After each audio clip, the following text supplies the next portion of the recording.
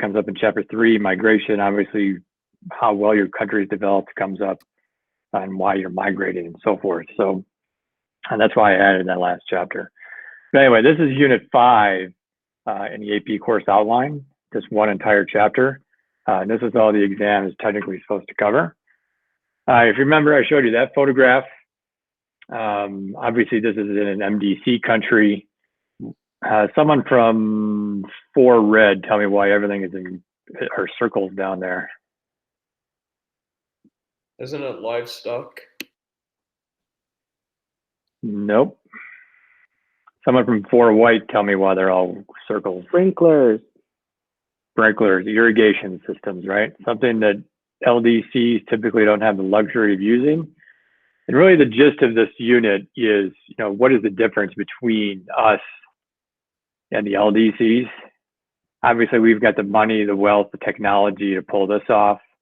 The LDCs don't have that kind of opportunity. This would be a good example of intensive subsistence agriculture, which will come up later. The other real critical understanding of this unit is that it's agribusiness now. This is obviously a photograph taken in Brazil. This is how we get our food now. The image that we get everything on this nice, fun little family farm with chickens running around isn't the case anymore. We just have to feed too many people, and it's become an industry. And hopefully you've been watching the news. If you haven't noticed, several large food processing plants have closed down because they've had a large number of cases of COVID-19. You can see how close they all work together. I think one of them was in South Dakota, Smithfield. They're pork processing. I think they had 500 cases or something like that in the one factory. So they had to shut it down. I think Tyson Chicken is the other one that had a large, I can't remember where they were. I want to say Missouri, but don't quote me on that. But you can see that because they work so close together. And here's another example of how it's become an agribusiness. This is in the Netherlands. This is a dairy farm producing milk. Again, too many people for that fun little family farm. Someone from 2 red, what's that a picture of? Cheese. Nope. Oh. Anyone from 3 red know what it is? It's poop. Yeah, in the middle it is. What's on this? What's the brown on the sides? Cows. Cows. Yeah, up here in the corner it says feed yard, sometimes called a feed lot. That's, again, agribusiness. This is where, that's your Big Mac, probably right there. Your steak is probably right over there, right? Yeah, this is what we're getting our food from now. There's another example. I see a little bit closer image of the cows. Yeah, the trucks will just drive down these roads and fill the troughs. And where do they typically feed them? Corn. And again, if you ever thought we were not winning, we're winning. That's a glazed donut on fried chicken. That looks good. All right. Again, I mentioned this earlier in the year. The most typical person, obviously, in the entire world is a subsistence farmer, and they're typically Asian. And that's mostly because that's where the poorest part of the world is, and the largest proportion of the population, obviously, is Asian. I just talked about LDCs versus MDCs. We obviously spend tons of money on food. Those stimulus checks that went out a couple of weeks ago may not even be enough to feed people, much less cover rent, unfortunately. When a family of 4 is spending upwards of $1,300 a month on food alone. And it's a huge part of the economy. Here in the United States, it creates about 20% of all the money, and it's about 25% of all the jobs. I was talking about those factories that are closing down because of COVID-19. Not a good start, obviously. Q 1, where did agriculture originate? U.S. had 60% fewer farms and 85% fewer farmers in 2000 than in 1900. Someone from 2 red, tell me why we have fewer farmers. Machinery. So we have larger farms and we have access to equipment.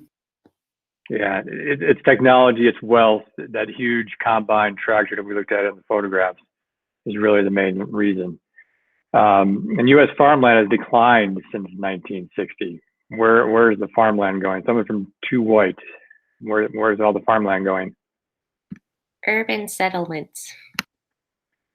Exactly. As we expand, as population expands, we need more homes, right? Condos, houses. This is Park City.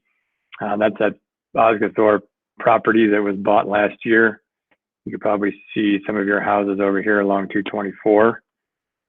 Here's what's happening in Arizona. This is a farm, but you can see the houses in the horizon there, just getting closer and closer to the farm. Here's another photograph of Arizona, which probably shouldn't have farms anyway, but as we saw earlier, that we've got irrigation systems, so we could pretty much farm wherever we want these days. Obviously, this is all going to begin with the agricultural revolution. It begins with obviously environmental factors, but cultural factors are the biggest one. When the end of the ice age kicks in, obviously we can start growing more. Obviously, everything's not frozen. This is going to begin about 10,000 years ago. The cultural factor that plays a role is education, wealth.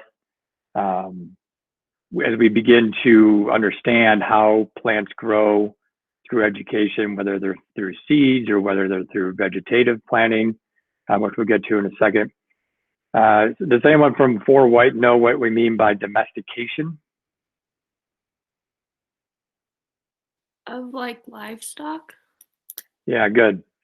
Yeah, we finally got smart. Instead of chasing all the animals when we were hunters and gatherers, we started domesticating them. We started fencing them in, per se, so we could obviously not have to go chase after them. Obviously, as we get better at planting and seed planting and so forth, we're going to start creating agricultural hearths where certain foods are going to come from certain places, give or take about 10,000 years ago. You don't have to know all of these, but it's just important to understand where the hearths are. You don't have to know necessarily what they have, but just know that Latin America, Sub-Saharan Africa, Southeast Asia, Southwest Asia, particularly Southwest Asia, East Asia are probably your most prominent hearths out there.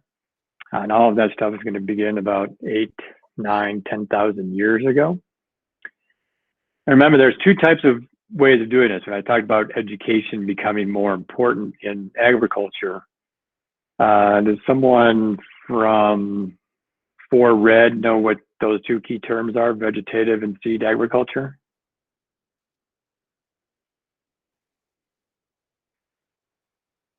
Nobody does. How about Two White? Does anybody want to define those for us?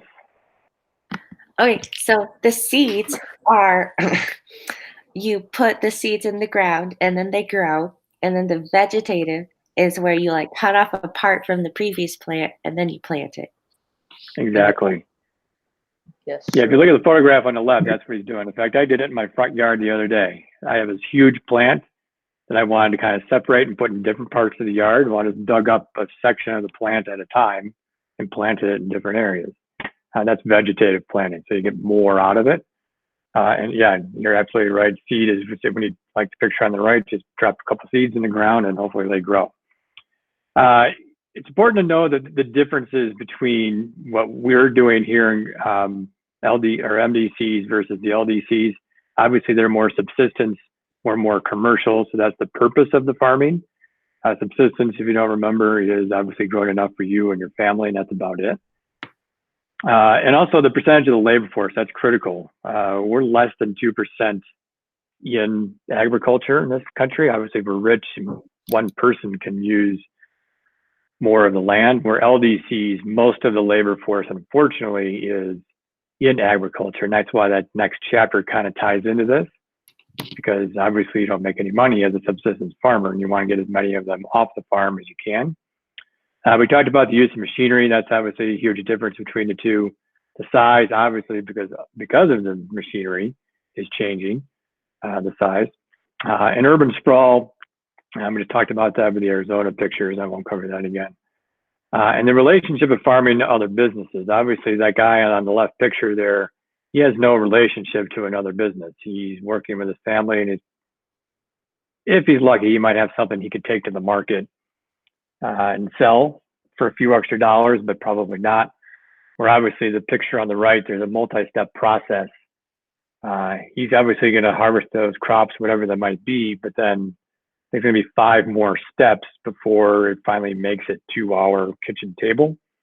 And that's what they mean by agribusiness. There's processors, there's boxers, there's grocery stores, there's transportation, all in those steps in between. As I alluded to before about with development, obviously you don't want to be dark green on this map, correct? This is percent of labor force engaged in agriculture, 60% and above in those dark green countries. That's not very good. And that map's a little outdated. I got probably find a newer one. China's probably closer to 50% these days. But still, you got to remember in China, they still have to feed 1.4 billion people. So they still need a lot of farmers in that part of the world. Key issue 2. Before I move on to that, are there any questions so far?